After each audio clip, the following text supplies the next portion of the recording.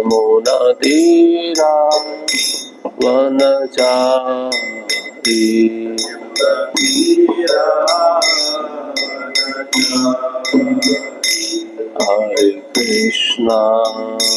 हरे कृष्णा कृष्णा कृष्णा हरे हरे हरे राम राम राम हरे हरे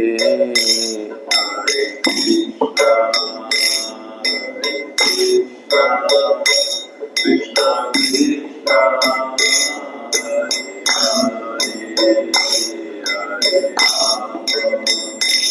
हरे राम राम राम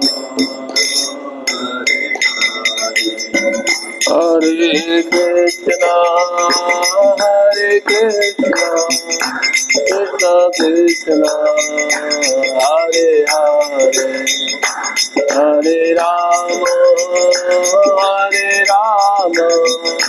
राम राम हरे हरे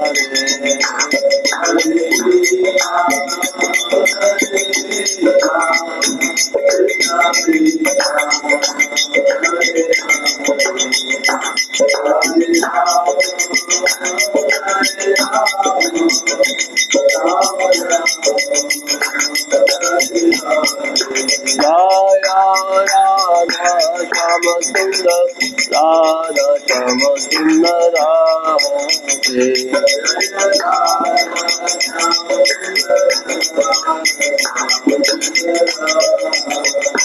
जय प्रभुपादा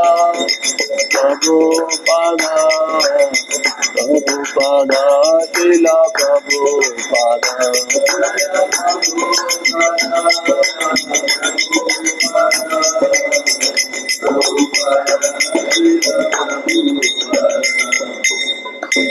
श्री राधा श्याम सुंदर जी की जय, श्रील प्रभुपाद की जय। ओम नमो भगवते वासुदेवाय।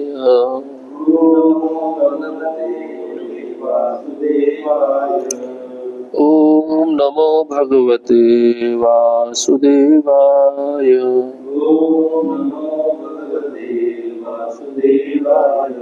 ओम नमो भगवते वासुदेवाय।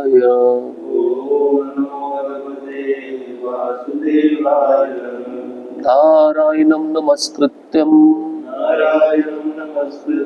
नरं चैव नरोत्तमं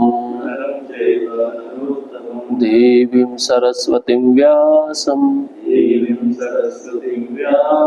ततो जयमुदीरयेत्। नष्टप्रायेषु भद्रेषु नित्यं भागवत सेवया भगवती उत्तम श्लोके भक्तिर्भवति नैष्टिकी। कृष्णाय वासुदेवाय देवकी नंदनाय च नंदगोपकुमाराय गोविंदाय नमो नमः। ग्रंथराज श्रीमद् भागवतम पहला स्कंद अध्याय 12 श्लोक क्रमांक 23। पितामहः साम्ये प्रसादे गिरिशोपमः आशया सर्वभूतानां यथा देवो रमाशया। पितामहः साम्ये प्रसादे गिरिशोपमः आशया सर्वभूतानां यथा देवो रमाशया। पितामहः साम्ये प्रसादे गिरिशोपमः आश्रयः सर्वभूतानां यथा देवो रमाश्रयः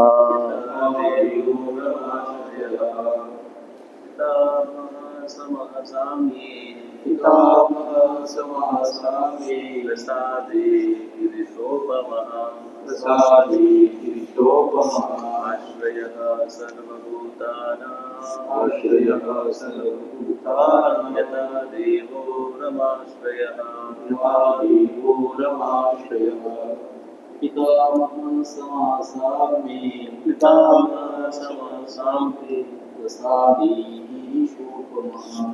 प्रसादे गिरिशोपमः आश्रयः सर्वभूतानां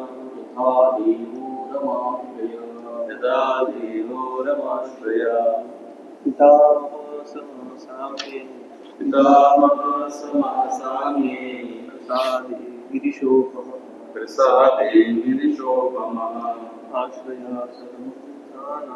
आश्रयः सर्वभूतानां यथा देवो रमाश्रयः शब्दार्थ पितामह पितामह या ब्रह्मा समः तुल्य साम्य समता में प्रसादे दान या कृपालुता में गिरीशा शिवजी उपमः उपमा तुलना आश्रय आश्रय विश्राम स्थल सर्व सभी भूतानां जीवों का यथा जिस तरह देव परमेश्वर रमा आश्रय भगवान। अनुवाद और तात्पर्य इस डिवाइन ग्रेस से भक्ति वेदांत स्वामी शिल प्रभुपाद द्वारा शिल प्रभुपाद की जय। अनुवाद ये बालक मन की समता में अपने पितामह युधिष्ठिर या फिर ब्रह्मा के समान होगा। दानशीलता में ये कैलाशपति भगवान शिव के समान होगा। ये देवी लक्ष्मी के भी आश्रय भगवान नारायण के समान सबों को आश्रय देने वाला होगा। तात्पर्य महाराज युधिष्ठिर तथा जीवों के पितामह ब्रह्मा दोनों ही मन की समता समदर्शिता के द्योतक हैं। श्रीधर स्वामी के अनुसार पितामह शब्द ब्रह्मा के लिए आया है, किंतु विश्वनाथ चक्रवर्ती ठाकुर के अनुसार पितामह स्वयं महाराज युधिष्ठिर हैं। किंतु दोनों ही तरह से ये उपमा समान रूप से उत्तम है, क्योंकि दोनों ही परमेश्वर के जाने माने प्रतिनिधि हैं। अतएव दोनों को ही जीव के कल्याण कार्य में लगे रहने से मानसिक समता बनाए रखनी होती है। शासन के किसी भी सर्वोच्च जिम्मेदार कार्यकारी व्यक्ति को उन्हीं सबों के घात सहने पड़ते हैं जिनके लिए वह कार्य करता है। ब्रह्मा जी की आलोचना गोपियों तक ने की, जो भगवान के महानतम पूर्ण भक्त हैं। गोपियां ब्रह्मा जी के कार्य से असंतुष्ट थीं, क्योंकि इस ब्रह्मांड विशेष के सृष्टा रूप में उन्होंने पलकें बनाई, जिनके कारण भगवान कृष्ण का दर्शन करने में उन्हें बाधा पहुंचती थी। वह क्षण भर भी पलक झपकाना पसंद नहीं करती थी, क्योंकि इससे उनके परम प्रिय भगवान का दर्शन रुक जाता था। अतएव अन्यों के विषय में क्या कहा जाए, जो किसी भी उत्तरदायी व्यक्ति के हर कार्य की आलोचना करते रहते हैं। इसी प्रकार महाराज युधिष्ठिर को अपने शत्रुओं द्वारा उत्पन्न की गई अनेक विषम परिस्थितियों का सामना करते रहना होता था, किंतु सभी नाजुक परिस्थितियों में भी वे मानसिक संतुलन पूर्ण रूपेण बनाए रहे। अतः मानसिक समता बनाए रखने में दोनों पितामहों का उदाहरण अत्यंत उपयुक्त है। शिवजी भिखारियों को दान देने के लिए विख्यात देवता है, अतएव उनका नाम आशुतोष है, जिसका अर्थ है शीघ्रता पूर्वक प्रसन्न होने वाले। वे भूतनाथ भी कहलाते हैं, जिसका अर्थ है सामान्य लोगों के स्वामी, जो उनके प्रति इसलिए आकर्षित होते हैं क्योंकि वह भावी परिणामों का विचार के बिना उदार वर देते रहते हैं। रावण शिवजी के प्रति अत्यधिक आसक्त था और वह उन्हें सरलता से प्रसन्न करके इतना शक्तिशाली बन गया कि उसने भगवान राम की सत्ता को चुनौती देना चाहा। निस्संदेह जब रावण शिवजी के आराध्य भगवान राम से लड़ा तो शिवजी ने उसकी कोई सहायता नहीं की। शिवजी ने वृकासुर को ऐसा वरदान दिया था जो न केवल उपहासास्पद था अपितु भयावह भी था। शिवजी की कृपा से वृकासुर इतना शक्तिशाली बन गया कि वह किसी के भी मस्तक पर हाथ रखकर उसे तुरंत नष्ट कर सकता था। यद्यपि शिवजी ने ही यह वरदान दिया था, किंतु उस चालाक असुर ने शिवजी के मस्तक का स्पर्श करके इसकी शक्ति का परीक्षण करना चाहा। इस तरह शिवजी को इस मुसीबत से अपनी रक्षा करने के लिए विष्णु की शरण लेनी पड़ी। भगवान विष्णु ने अपनी माया से वृकासुर को अपने ही मस्तक का स्पर्श करके परीक्षण करने के लिए कहा। उसने वैसा ही किया जिससे वह नष्ट हो गया और इस तरह ये संसार देवताओं के चालाक याचक की सारी मुसीबतों से मुक्त हो सका। सबसे मजेदार बात यह है कि शिवजी कभी किसी को किसी प्रकार का वरदान देने से मना नहीं करते, अतः वे सर्वाधिक उदार है। यद्यपि कभी कभी उनसे ऐसा कुछ भूल हो जाती है। रमा करता है भाग्य की देवी। उनके आश्रय भगवान विष्णु है। भगवान विष्णु समस्त जीवों के पालक हैं। जीव असंख्य होते हैं जो न केवल इस ग्रह में रहते हैं अपितु अन्य लाखों ग्रहों में भी रहते हैं। आत्म साक्षात्कार के मार्ग पर अग्रसर होने के लिए उन सबको जीवन की समस्त सुविधाएं प्रदान की जाती हैं, लेकिन इंद्र तृप्ति के मार्ग में वे माया के कारण कठिनाई में फंस जाते हैं। अतः वे आर्थिक विकास की मिथ्या योजना के मार्ग पर जाते हैं। ऐसा आर्थिक विकास कभी सफल नहीं होता क्योंकि ये भ्रामक है। ये लोग सदैव भ्रामक लक्ष्मी देवी के पीछे पीछे लगे रहते हैं, लेकिन ये लोग यह नहीं जानते कि लक्ष्मी जी केवल विष्णु के संरक्षण में ही रह सकती है। विष्णु के बिना लक्ष्मी जी कोरी माया है। अतः हमें प्रत्यक्ष रूप से लक्ष्मी जी का आश्रय न ढूंढकर विष्णु का आश्रय लेना चाहिए। केवल विष्णु तथा उनके भक्त ही सबों को आश्रय प्रदान कर सकते हैं, और चूंकि महाराज परीक्षित की रक्षा स्वयं विष्णु कर रहे थे, अतः यह सर्वथा संभव था कि वे अपने शासन में रहने वाले सबों को पूरा पूरा संरक्षण प्रदान कर सके। ओम अज्ञानतिमिरन्धस्य ज्ञानाञ्जनशलाकया चक्षुरुन्मिलितं येन तस्मै श्रीगुरवे नमः। श्रीचैतन्यमनोभीष्टं स्थापितं येन भूतले स्वयं रूपः कदा मह्यं ददाति स्वपदान्तिकम्। वन्देऽहं श्रीगुरुः श्रीयुतापदकमलं श्रीगुरुन् वैष्णवांश्च श्रीरूपं साग्रजातं सहगण रघुनाथान्वितं तं सजीवं साद्वैतं सावधूतं परिजनसहितं कृष्णचैतन्यदेवं श्रीराधा कृष्णपादान् सहगण ललिता श्रीविशाखान्वितांश्च। हे कृष्णा करुणा सिंधु दीनबंधो जगत्पते गोपेश गोपिका कांत राधा कांत नमस्तुते। तप्त कांचन गौरांगी राधे वृंदावनेश्वरी वृषभानुसुते देवी प्रणमामि हरिप्रिये। वाञ्छाकल्पतरुभ्यश्च कृपा सिन्धुभ्येव च पतितानां पावनेभ्यो वैष्णवेभ्यो नमो नमः। नमो महावदन्याय कृष्णप्रेमप्रदायते कृष्णाय कृष्णचैतन्य नामिने गौरत्विषे नमः। नमः ओं विष्णुपादाय कृष्णपृष्ठाय भूतले श्रीमते भक्तिवेदांत स्वामिनिति नामिने। नमस्ते सारस्वती देवे गौरवाणी प्रचारिणे निर्विशेष शून्यवादी पाश्चात्यदेशतारिणे। जय श्री कृष्ण चैतन्य प्रभु नित्यानंद श्री अद्वैत गदाधर श्रीवासादि गौर भक्त वृंदा। हरे कृष्णा कृष्णा कृष्णा हरे हरे हरे राम राम राम हरे हरे। हरे कृष्णा। उपस्थित सभी भक्तों के चरणों में कृपा की याचना चाहता हूँ। मुझे अनुमति दीजिए इस भागवतम के श्लोक पे कुछ कह सकूं। विशेषता अपने शुद्धिकरण के लिए।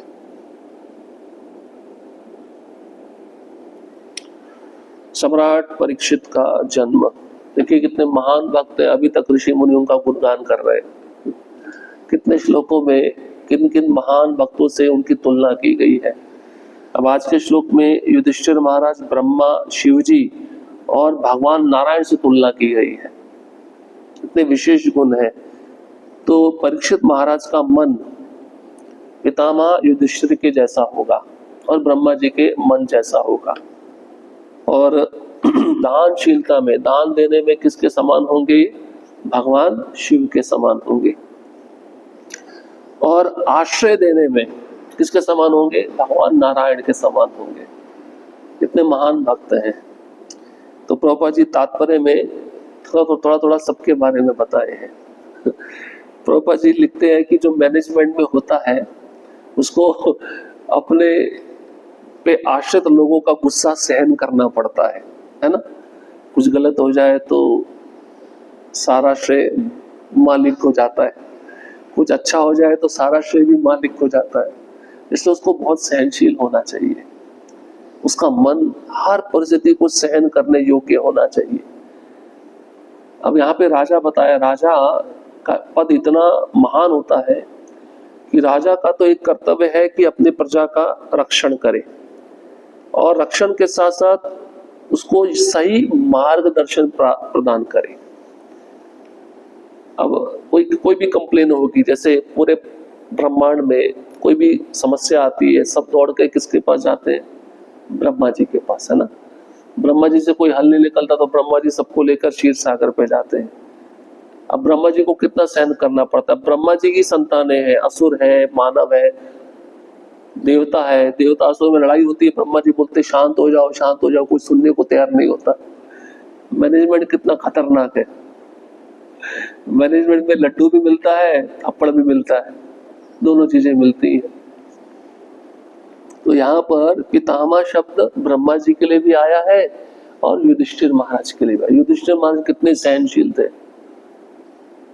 कैसे सहनशील थे? उनको मारने का कितना प्रयास हो रहा था कौरवों के द्वारा, उसमें भी दुर्योधन और शकुनी मिलकर पांडवों को मारना चाहते थे।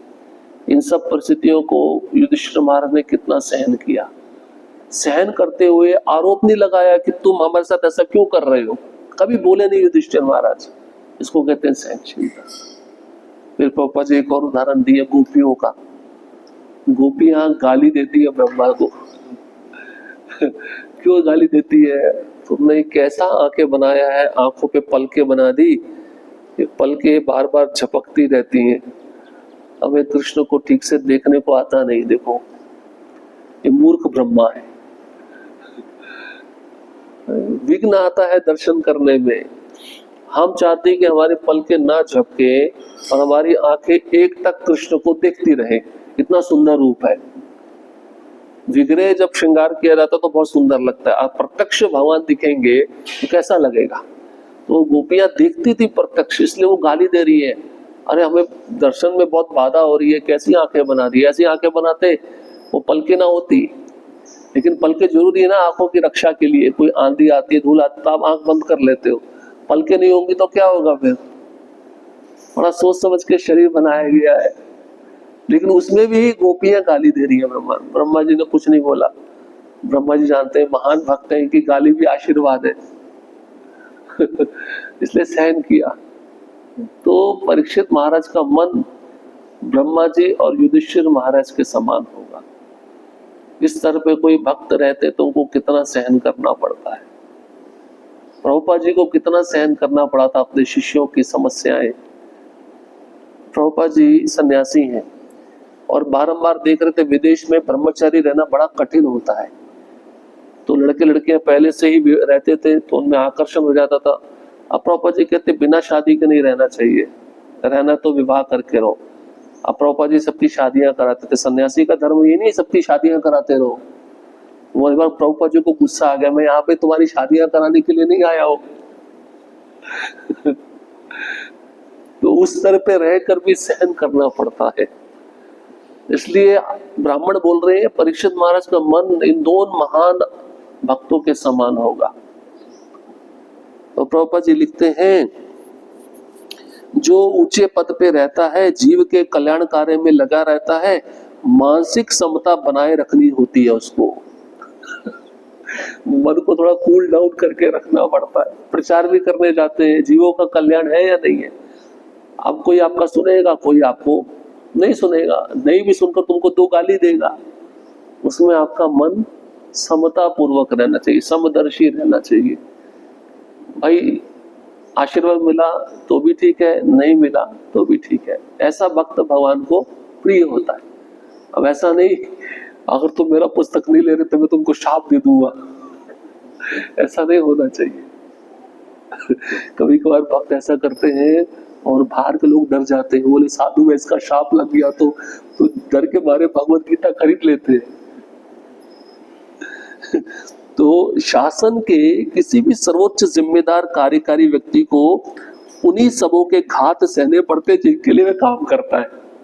प्रभुपाद जी लिख रहे हैं, तुम मेन बॉस हो, तुम्हारे अंडर बहुत सारे कामगार काम कर रहे हैं। अब कामगारों से कोई ना कोई तो गलती होगी।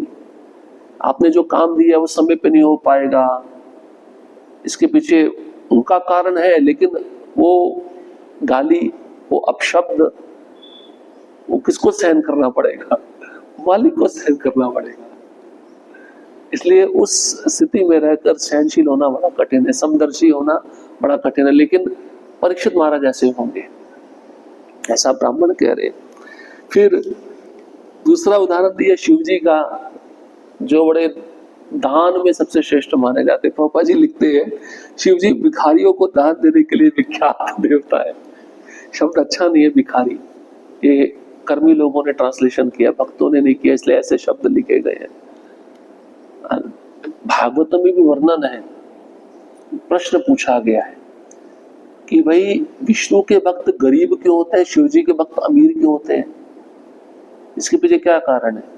विष्णु के भक्त गरीब क्यों होते हैं? क्योंकि विष्णु पहले धन छीनते हैं।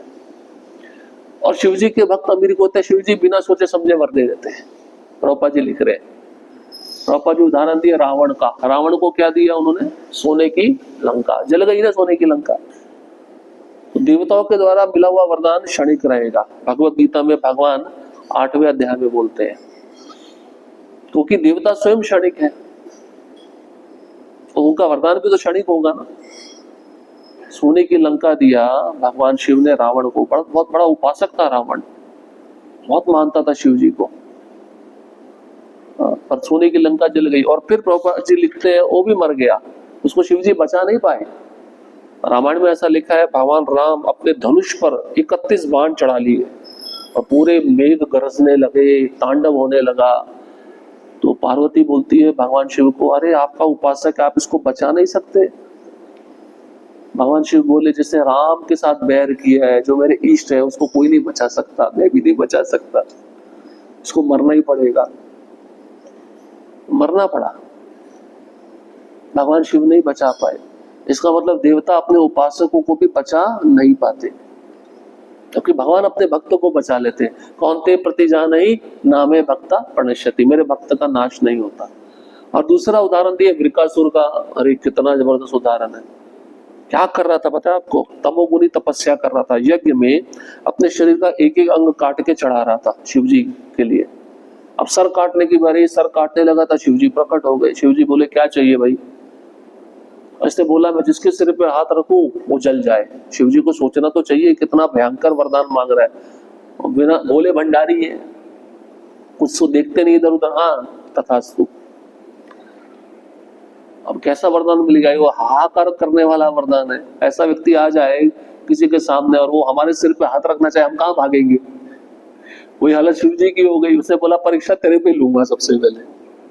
जान आफत में आ गई शिव जी की, इसलिए सोच समझ के देना चाहिए किसी को देना है तो। कितने भोले हैं बेचारे, सोचते भी नहीं है अरे क्या मांग रहा है, ये समाज के लिए ठीक है या नहीं है।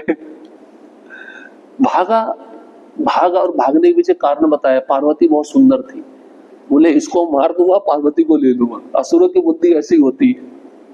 भागा, अब शिव जी की जान खतरे में आ गई। मुझे वरदान दिए है वो गलत तो नहीं जाएगा। और विष्णु जी देख के हंस रहे थे, फंस गए आज भोले बाबा, दौड़े दौड़े आए, मुझे बचा लो प्लीज बचा लो मुझे। अल्टीमेटली विष्णु के पास आना पड़ा। विष्णु एक ब्रह्मचारी का रूप लेकर आए, विष्णु की माया बड़ी प्रबल है। तो विष्णु एक छोटे से बालक के रूप में आए और बोलने लगे, अरे ये नंग धड़ंग आदमी है, शमशान में रहता है, भस्म लगाता है, नरमुंडों की माला पहनता है, कभी नहाता नहीं है, तुम्हें लगता है ये वरदान तुमको दिया सच होगा? सोचने लगा, अरे बात तो सही बोल रहा है। बोले सच नहीं है वरदान, अगर तुमको परीक्षण करना अपने सिर पे हाथ रख लो। बोले बात तो सही बोल रहा है यार, इसकी बात झूठी भी हो सकती है, चलो परीक्षण करके देख लेता हूँ। जैसे रखा भस्म हो गया। शिव जी बोले अब जान में जान आई मेरे। तो परीक्षित महाराज दान में शिव जी के समान होंगे, उदार मन के होंगे। दान वही दे सकता है जो उदार मन का हो। कंजूस व्यक्ति दान थोड़ी ना देगा, वो तो पैसा बचाएगा। अरे अरे, उदार व्यक्ति दान देता है जिसको किसी चीज की कोई कमी नहीं होती। उदार होंगे परीक्षित महाराज, किसके समान? भगवान शिव के समान। और तीसरा बताते हैं भगवान नारायण के समान आश्रय देने वाले होंगे। सबको आश्रय कौन देते हैं? भगवान ही देते हैं ना। कैसे आश्रय देते हैं? पालन करते हैं ना हमारा, खाने की व्यवस्था, पीने की व्यवस्था, रहने की व्यवस्था, पहनने की व्यवस्था, श्वास लेने की व्यवस्था, ये सब कौन दे रहे हैं? भगवान नारायण दे रहे हैं। तो ये महाराज परीक्षित भगवान नारायण के समान आश्रय देने वाले होंगे, जो लक्ष्मी को आश्रय देते हैं। तो प्रभुपाद जी फिर लिखते हैं, देखो इस संसार के लोग कैसे हैं, लक्ष्मी के पीछे भागते हैं। दिवाली के समय किसकी पूजा करेंगे? नारायण को भूल जाएंगे। लक्ष्मी चाहिए ना, मनी मनी मनी, पैसा पैसा पैसा।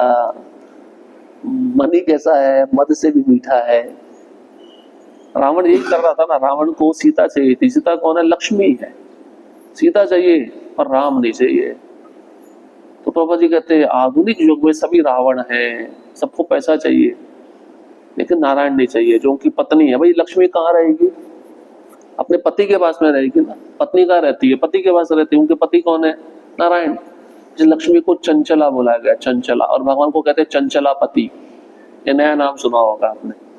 चंचला मतलब एक जेब में नहीं रहती है, खर्च हो गया दूसरे की जेब में चली गई, वो खर्च करेगा तीसरी जेब में चली गई, एक जगह नहीं रहेगी, उसको कहते हैं चंचला।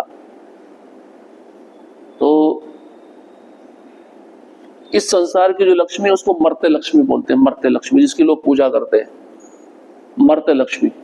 इससे ऊपर है राज लक्ष्मी, जो देवता पूजा करते हैं स्वर्ग में, वो राज लक्ष्मी। उसके ऊपर है महालक्ष्मी, जो नारायण की पत्नी है। कोल्हापुर में मंदिर है ना महालक्ष्मी माता का, वो नारायण की पत्नी, महाविष्णु की पत्नी, उसकी पूजा करनी चाहिए। और उसके ऊपर एक लक्ष्मी है श्रीमती राधा रानी, वो सभी लक्ष्मियों की स्रोत है, जिसकी पूजा अखिल ब्रह्मांड करता है। और राधा रानी की पूजा अकेले नहीं होनी चाहिए, किसके साथ होनी चाहिए? कृष्ण के साथ होनी चाहिए। तो शक्ति शक्तिमान दोनों साथ में होने चाहिए। खाली शक्ति की पूजा करके मन में क्या पैदा होगा? भोग वासना पैदा होगी। इसलिए उसका पति साथ में रहना चाहिए। और जब लक्ष्मी देखती है अरे इसने मेरे पति का सहारा लिया है, तब तो मैं इसके पास में रहूंगी। कोई स्त्री अपने पति का बुराई सुन सकती है? अगर पतिव्रता हो तो नहीं है ना, उसको गुस्सा आएगा नहीं आएगा? बदले में वो उत्तर देगी नहीं देगी? वही लक्ष्मी है। लक्ष्मी बहुत पतिव्रता नारी है, भगवान नारायण को बहुत प्रिय है। इसलिए भगवान नारायण ने उनको कहाँ रखा है पता है आपको? वक्षस्थल पे रखा है। एक गोल्डन हेयर है, सोने का बाल है, उस रूप में वो रहती है। इतनी प्रिय है भगवान को, उन्होंने अपने वक्षस्थल पे रखा है। दबाती वो चरण है, सेवा करती है, लेकिन भगवान ने कहाँ रखा है? बहुत प्रिय है। इसलिए लक्ष्मी के साथ साथ भगवान नारायण की भी पूजा होनी चाहिए। तो आज दो आचार्यों का आविर्भाव तिरोभाव है।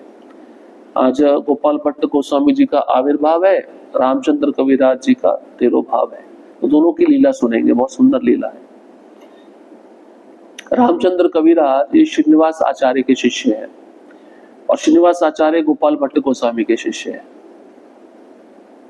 तो रामचंद्र कविराज का जो आध्यात्मिक स्वरूप है गोलोक वृंदावन में, वो करुणा मंजरी है, करुणा मंजरी।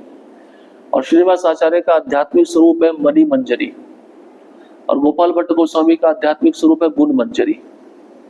हमारे जितने भी आचार्य है परंपरा में, वो मंजरियों का स्वरूप है। साक्षात मंजरी का रूप लेके वो भगवान के गोलोक वृंदावन में उनकी प्रत्यक्ष सेवा करते हैं। अब एक बार क्या होता है, श्रीमती राधा रानी और कृष्ण रासलीला खेल रहे होते हैं, कुछ जल क्रीड़ा कर रहे होते हैं यमुना के जल में। तो खेलते खेलते राधा रानी का नथनी नोज रिंग गिर जाता है, यमुना में गिर जाता है। अब उस समय तो पता चलता नहीं है राधा रानी को। जब लीला समाप्त होती है, राधा रानी वापस अपने वन में आती है जहाँ पे उसको शयन करना होता है। भगवान कृष्ण भी आते हैं, दोनों लेट जाते हैं, विश्राम करते हैं। अचानक से राधा रानी जब उठती है तो शीशे में अपना चेहरा देखते तो नोज रिंग, नथनी नहीं होता। अब समाचार फैल जाता है, राधा रानी का नथनी कहाँ गुम गया, कहाँ गुम गया, कहाँ ढूंढे, कहाँ ढूंढे। सभी मंजरियां, सभी गोपियां, सभी सखियां ढूंढने लगती हैं यमुना के जल में। अब श्रीनिवास आचार्य भी एक मंजरी है, मणि मंजरी। तो वो ध्यान में बैठे होते हैं। शुद्ध भक्तों का दो प्रकार का शरीर होता है, ध्यान से सुनिएगा। एक नित्य सिद्ध जीव होते हैं, एक साधना सिद्ध जीव होते हैं। साधना के द्वारा वो शुद्ध भक्त इस संसार में जप करता है, साधना करता है, लेकिन अपने नित्य सिद्ध शरीर से वो गोलोक की लीला में प्रवेश कर जाता है और लीला को प्रत्यक्ष देखता है। कृष्ण क्या कर रहे हैं, राधा रानी क्या कर रही है। तो श्रीनिवास आचार्य ध्यान में बैठे थे, ध्यान लगाते लगाते वो लीला में चले गए, क्योंकि उनका स्वरूप क्या है, मणि मंजरी ना स्वरूप। अब लीला में जब प्रवेश किया तो क्या देखा, सब ढूंढ रहे हैं। तो वहां पे किसी मंजरी को पूछा, क्या ढूंढ रहे हो, क्या ढूंढ रहे हो। बोले तुम्हें पता नहीं, राधा रानी का नथनी गुम गया है, सब ढूंढ रहे हैं, तुम भी ढूंढो। वे ढूंढने लगते हैं, ढूंढते ढूंढते एक दिन हो जाता है, 2 दिन हो जाता है, वो उसी पोज में बैठे हुए। अब पत्नी को ऐसा लगता है, इतना देर तक तो कभी ध्यान करते नहीं थे, जब करते नहीं थे, ऐसे कैसे हो सकता है, कुछ ना कुछ तो गड़बड़ है। तो उन्होंने अपने पति श्रीनिवास आचार्य को डिस्टर्ब नहीं किया, परेशान नहीं किया। उन्होंने एक पत्र भेजा, किसको, रामचंद्र कविराज को, जो उनके शिष्य है, प्रिय शिष्य है। और पत्र भेजाने भी 2 दिन लगा, उनको मिला, उन्होंने पढ़ा, आने भी उनको 2 दिन लगा। ऐसे वो तब तक समाधि में बैठे हुए।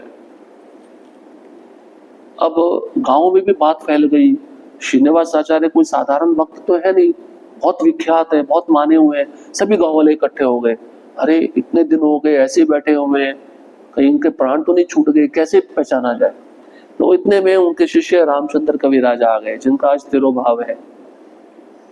उन्होंने अपने गुरु महाराज को देखा कि ये ध्यान में बैठे हैं, उस लीला में प्रवेश किए और सेवा कर रहे हैं, जो अभी तक लीला पूरी नहीं हुई है, सेवा पूरी नहीं हुई है। तो वो अपने गुरु महाराज के नीचे आसन लगा के बैठ गए, क्योंकि शिष्य कभी भी गुरु के समान आसन पे नहीं बैठना चाहिए। वो भी ध्यान में बैठे, वो भी करुणा मंजरी है, जब ध्यान में बैठे वो भी लीला में चले गए।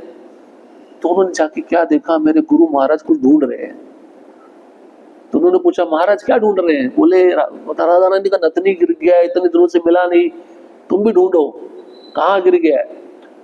अब रामचंद्र कविराज ढूंढ रहे थे, ढूंढते ढूंढते इनको एक कमल के पत्ते के नीचे वो नथनी मिल गया। अब मिलते ही देखो प्रोसीजर क्या है, समझो ध्यान से।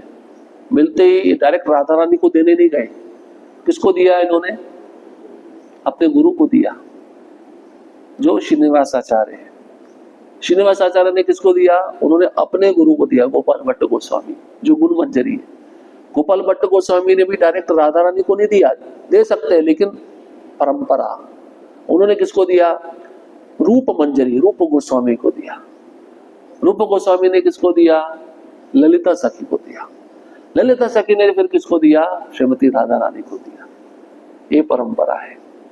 इसलिए पुजारी गुरु के माध्यम से भोग लगाते हैं। ऐसी ये जो लीला है राधा रानी का नथनी होने का, इसमें जो रामचंद्र कविराज को नथनी मिला, उन्होंने परंपरा के द्वारा नथनी को राधा रानी तक पहुंचाया। और राधा रानी इतनी प्रसन्न हो गई, इतनी प्रसन्न हो गई। उस समय राधा रानी एक पान चबा रही थी, बहुत सुगंधित। और राधा रानी ने अपने मुख से निकाला, वो पान ललिता सखी को दिया। ललिता सखी ने एक कपड़े में इस पान को बांध दिया, सुगंध इतनी आ रही थी। ललिता सखी ने वो पान किसको दिया, रूप गोस्वामी को दिया। रूप गोस्वामी ने वो पान किसको दिया, गोपाल भट्ट गोस्वामी को दिया। गोपाल भट्ट गोस्वामी ने वो पान किसको दिया? श्रीनिवास आचार्य को दिया। श्रीनिवास आचार्य ने वो पान किसको दिया? रामचंद्र कविराज को दिया। परंपरा से वो महाप्रसाद आया। भोग भी गुरु के माध्यम से जाता है, प्रसाद भी भगवान के माध्यम से नीचे आता है। और रामचंद्र कविराज ने ऐसा नहीं सोचा, अरे राधा रानी की मुझ पर विशेष कृपा हुई तो मैं ही सारा पान खा लूं। वहां पे जितने भी गांव के लोग थे सबको उस पान का थोड़ा अंश दिया गया। और पान कैसा था, जैसे मुंह में डाला शरीर के अंदर जो अष्ट सात्विक विकार होते हैं वो प्रकट हो गए, शुद्ध भक्ति प्रकट हो गई, आंखों से आंसू आने लगे, रोमांच शरीर पर रोए खड़े हो गए, वाणी गदगद हो गया। इस प्रकार के भक्ति के लक्षण सभी में प्रकट हो गए। तो रामचंद्र कविराज ने वो कृपा सबको प्रदान की। और तब दोनों शिष्य और गुरु समाधि से बाहर आ गए, उनकी सेवा पूरी हो गई ना। तो ये परंपरा का महत्व बताती है लीला। परंपरा से हमें जाना चाहिए। ऐसा नहीं कि अपने गुरु के सिर के ऊपर पांव रखकर हम भगवान की कृपा प्राप्त करना चाहते हैं, वो संभव नहीं है। इससे जो सेवा हमें मिलती है वो करना चाहिए। और श्रेय हमेशा किसको देना चाहिए? गुरु को देना चाहिए। श्रेय स्वयं नहीं लेना चाहिए। तो रामचंद्र कविराज जी का आज तिरोभाव है। और आपने गीत सुना होगा, रामचंद्र संग मांगे नरोत्तम दास। नरोत्तम दास ठाकुर इनका संग चाहते थे, इनका रामचंद्र कविराज का। इनको कविराज उपाधि किसने दी? जीव गोस्वामी ने दी थी, क्योंकि बहुत महान कवि थे, भगवान के विषय में सुंदर कविताएं लिखते थे, इसलिए इनको कविराज उपाधि जीव गोस्वामी दी। इतना प्रेम था। देखिए, एक ही गुरु के शिष्य नहीं है, अलग अलग गुरु के शिष्य है, लेकिन रहते कैसे थे? एक दूसरे को अपना प्राण समझते थे। आजकल एक ही गुरु के शिष्य एक साथ रह नहीं पाते, कुछ ना कुछ झगड़ा होता रहता है, कुछ ना कुछ मन मुटाव होता रहता है। संभल के लेना चाहिए, समझना चाहिए। जिसके अंदर समझ है वही आगे सबको लेके चलेगा। अन्यथा व्यक्ति अपना स्वार्थ देखता है भक्ति में भी, मेरे को सब कुछ कैसे मिल जाए। और दूसरे आचार्य गोपाल भट्ट गोस्वामी, जिनका आज आविर्भाव है। आज तो राधा रमण मंदिर में विशेष उत्सव मनाया जाता है, जिन्होंने राधा रमण को प्रकट किया, जिनके प्राण ही राधा रमण है। गोपाल भट्ट गोस्वामी दक्षिण भारत में वेंकट भट्ट, उनके पुत्र रंगनाथ जी की जो सेवा करते थे। बचपन में ही इनको सौभाग्य प्राप्त हुआ था। चैतन्य महाप्रभु चातुर्मास्य के समय जब रंगनाथ मंदिर पहुंचे तो वहां पर चातुर्मास्य के समय साधु भ्रमण नहीं करते, एक स्थान पे रुक जाते हैं। तो वेंकट भट्ट के घर में रुके 4 महीना। कौन? चैतन्य महाप्रभु। तब ये 5 वर्ष के छोटे से बालक थे, गोपाल। और चैतन्य महाप्रभु को देखते थे, उनका नृत्य देखते थे और उनके हाव भाव देखते थे। पर इनके मन में जागृत हुआ मैं इनकी सेवा करूं। बचपन से ही चैतन्य महाप्रभु की सेवा की है गोपाल। उनके चरण दबाना, उनके लिए पानी लेके आना, उनके लिए प्रसाद लेके आना। चैतन्य महाप्रभु उनकी सेवा से बहुत प्रसन्न हुए। और जब 4 महीना रहे ना, उनका आकर्षण बढ़ गया, प्रेम बढ़ गया। अब चातुर्मास्य समाप्त हुआ, चैतन्य महाप्रभु जाने के लिए निकले तो वो रहा नहीं जा रहा है, सभी परिवार के सदस्य रो रहे हैं। गोपाल भी बोले, मैं भी आपके साथ चलना चाहता हूँ, मुझे भी अपने साथ ले चलो। वो बोले नहीं। देखो कितना सुंदर उपदेश दिया। चैतन्य महाप्रभु कहते हैं आपके माता पिता वैष्णव हैं, उनकी आप सेवा करो और विवाह मत करना, ब्रह्मचारी रहना। जब आपके माता पिता इस देह को त्याग कर भगवत धाम जाएंगे तब वृंदावन जाना। वृंदावन में रूप गोस्वामी, सनातन गोस्वामी का आश्रय लेना। और मेरी कृपा, मेरा आशीर्वाद हमेशा तुम्हारे साथ रहेगा। अपने हृदय पे पत्थर रखकर गोपाल इस बात को मान लिए और चैतन्य महाप्रभु निकल पड़े। वीर्य इतना था, गोपाल बेहोश हो गए। जब होश में आए तो उन्होंने कैसे करके अपने मन को संभाला, उस समय का इंतजार किया, माता पिता की सेवा करते रहे। और एक दिन ऐसा आया, माता पिता वृद्ध हो गए, माता पिता ने शरीर छोड़ दिया और भगवत धाम चले गए। तब गोपाल वृंदावन की ओर निकल पड़े। और वृंदावन जब गए, रूप गोस्वामी, सनातन गोस्वामी का आश्रय लिया, तब वो देखते थे सभी भक्तों के अपने अपने विग्रह है, राधा कृष्ण है। बोले मेरे पास भी मेरे राधा कृष्ण होने चाहिए, मैं भी उनको सजाऊंगा, मैं भी उनको भोग लगाऊंगा। भगवान आप ऐसा क्यों किए, मुझे भी दे दो ना। तो उस समय तीर्थ यात्रा पे निकले गोपाल भट्ट गोस्वामी। कहाँ पहुंचे? नेपाल। नेपाल में आपने सुना होगा गंडकी नदी। गंडकी नदी में शालिग्राम शिलाएं होती है। वो शिलाएं कहाँ से आती है किसी को पता नहीं। अलग अलग प्रकार की शिला होती है, चक्र शिला, नरसिंह शिला, वामन शिला, कूर्म शिला। कूर्म शिला होगी तो वहां पे कछुआ बना होगा, अपने आप बना होता है, किसी ने बनाया नहीं होता। चक्र शिला होगी तो उसमें सुदर्शन चक्र बना होगा। ऐसी अलग अलग शिलाएं हैं। तो भगवान को प्रणाम कर रहे थे, मन में चिंतन था मुझे सेवा मिले। और जैसे ही अंजुलि लिया, नीचे अंजुलि बनाया जल लेने के लिए, ऊपर किया तो शिला आ गई हाथ में। दामोदर शिला थी उसका नाम। तो बड़े प्रसन्न हो गए। शालिग्राम शिला तो साक्षात भगवान है, उसको प्राण प्रतिष्ठा करने की आवश्यकता नहीं होती है, उसकी डायरेक्ट पूजा शुरू कर सकते हैं। लेकिन पूजा कौन करना चाहिए? ब्राह्मण करना चाहिए। जो ब्राह्मण कुल में नहीं जन्मा है वो पूजा नहीं कर सकता है, उसका नियम। और स्त्री तो पूजा कर ही नहीं सकती है। शालिग्राम शिला की पूजा स्त्री नहीं कर सकती, हाथ भी नहीं लगा सकती। बहुत कड़क नियम है। इसलिए प्रभुपाद जी ने बोला मैंने अपने मंदिरों में शालिग्राम शिलाएं नहीं रखी, तो अनर्थ हो जाता। उसके बाद में अब वो शिला को लेकर आ गए वृंदावन, पूजा करने लगे। लेकिन मन में यही रहता था, अब राधा कृष्ण के विग्रह है, हाथ है, पाँव है, तो ड्रेस बन जाता है ना। लेकिन शालिग्राम शिला को क्या करेंगे? जल से स्नान करा देंगे, तुलसी पत्ता रख देंगे, श्रृंगार तो कर नहीं सकते। उनके मन में भाव रहता था श्रृंगार करना है, श्रृंगार करना है। तो नरसिंह चतुर्दशी का दिन, नरसिंह चतुर्दशी के अगले दिन पूर्णिमा, उसी दिन गोपाल भट्ट गोस्वामी यमुना में गए, प्रार्थना कर रहे थे सबके पास विग्रह है, विग्रह है, मेरे पास क्यों नहीं है? मेरे कृष्ण आप आ जाओ मेरे पास में। रो रहे थे आंखों से। भगवान अपने भक्त का प्रार्थना नहीं सुनेंगे तो और किसका सुनेंगे? प्रार्थना करते हुए रोते हुए जैसे ही अपने निवास स्थान पे गए तो शिला को देखा, शिला में से साक्षात राधा रमन जी ऊपर आ गए, बांसुरी ऐसे लेकर आंखों के सामने। आज भी उस विग्रह को आप देखो कि पीछे नीचे शिला है, शिला में से भगवान स्वयं रूप लेके ऊपर आ गए। इसलिए उस मूर्ति को किसी ने बनाया नहीं, साक्षात प्रकट मूर्ति है वो, और इतनी सी है। और वो एक भगवान है जो वृंदावन में रह पाए, क्योंकि छोटे सैनिक को कहीं पे छिपाया जा सकता है।